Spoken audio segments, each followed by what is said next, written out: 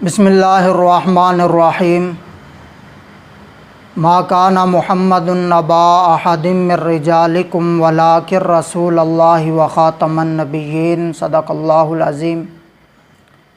آج سے چند دن قبل سوشل میڈیا پر ایک مناظرہ ہوا۔ مناظرہ مسلمانوں اور قادیانیوں کے درمیان ہوا۔ اس مناظرے میں مسلمانوں کو فتح ہوئی، قادیانیوں کو شکست فاش ہوئی۔ جب قادیانیوں کو شکست فاش ہوئی تو قادیانیوں نے اسلام قبول کیا۔ So that's it. Let's go. فَاسْتَبِقُوا الْخَيْرَاتِ. Allah says in the Quran, don't delay a good deed. Follow. Repeat after me, inshallah. Okay? Bismillah. Ashhadu an la ilaha illallah. Wa ashhadu anna Muhammadan Rasulullah. I bear witness. قادیانیوں نے آپ صلی اللہ علیہ وسلم کی ختم نبوت پر ایمان لایا۔ آپ صلی اللہ علیہ وسلم کو آخری نبی تسلیم کیا۔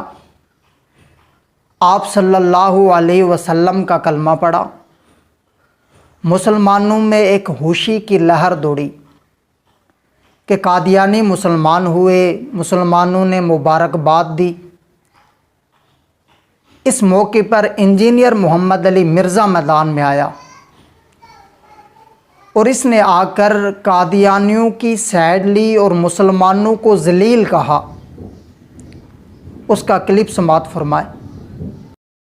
قرآن و سنت اجماع صحابہ اور اہل بیت ہے۔ تو مجھے بڑا افسوس ہوتا ہے کہ جا کے یہ قادیانیوں سے ذلیل ہوتے ہیں۔ شوق بہت ہے مناظرے کرنے کا ان لوگوں کو، لیکن ذلت کاٹ کے آ جاتے ہیں۔ تو تیاری کر کے جاؤ اور اعلان برات کرو ان سب لوگوں سے، ادروائز تم لوگ اسی طریقے سے ذلیل ہوگے اور ہم تمہاری ذلت کا تماشا دیکھتے رہیں گے اور افسوس کرتے رہیں گے۔ دکھ ہوتا ہے ہمیں، سیدھی سی بات ہے۔ اب انجینئر محمد علی مرزا کا یہ کہنا کہ مسلمان قادیانیوں سے مناظرہ کرتے ہیں اور وہاں ذلیل ہوتے ہیں، سوال انجینئر محمد علی مرزا اور اس کے چیلوں سے یہ ہے کہ قادیانیوں اور مسلمانوں کے مناظرے میں مسلمانوں کی فتح ہوئی۔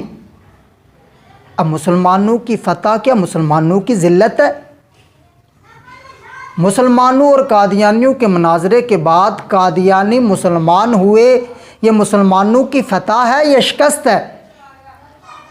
انجینئر محمد علی مرزا کا اس موقع پر ایسا بیان دینا سمجھ سے باہر ہے۔ کیا محمد علی مرزا یہ تاثر دینے کی کوشش نہیں کر رہا کہیں وہ قادیانی تو نہیں؟ اور مناظرہ کس بات پر ہوا؟ انہی عبارات پر جن عبارات کو انجینئر محمد علی مرزا بڑے دھڑلے کے ساتھ سوشل میڈیا پر بیان کرتا ہے کہ یہ تو اینٹی قادیانی ہیں، اشرف علی دجال، چشتی دجال، قادیانی دجال۔ ان عبارات پر مناظرہ ہوا۔ قادیانی مناظر نے سوال اٹھایا کہ جن عبارات کی بنا پر آپ مرزا قادیانی کو کافر کہتے ہیں، ان عبارات کی بنا پر آپ اپنے بزرگوں کو کافر کیوں نہیں کہتے؟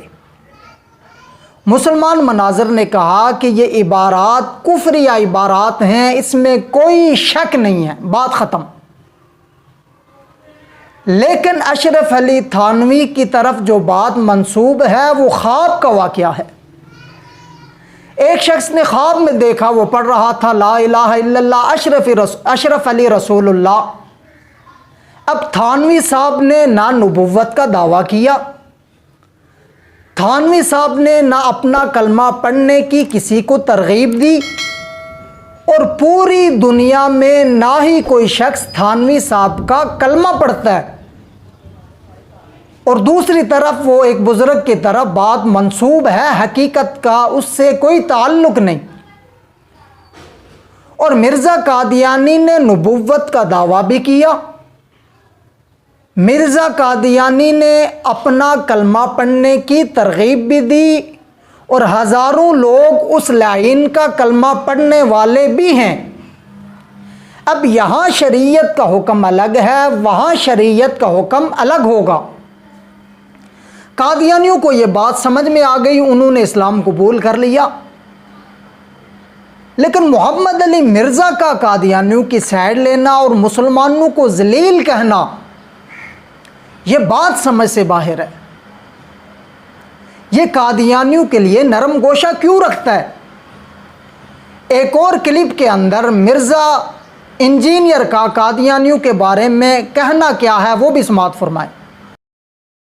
اور انہوں نے کہا جو غلام قادیانی کو نبی نہیں مانتا ہم اسے کافر سمجھتے ہیں، تو جو ہمیں کافر کہہ رہا ہے پھر ہم حق رکھتے ہیں کہ ہم اسے کافر کہیں۔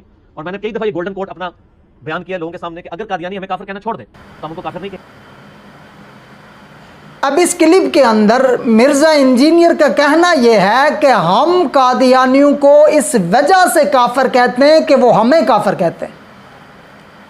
اگر وہ ہمیں کافر نہ کہیں تو ہم انہیں کافر نہیں کہیں گے۔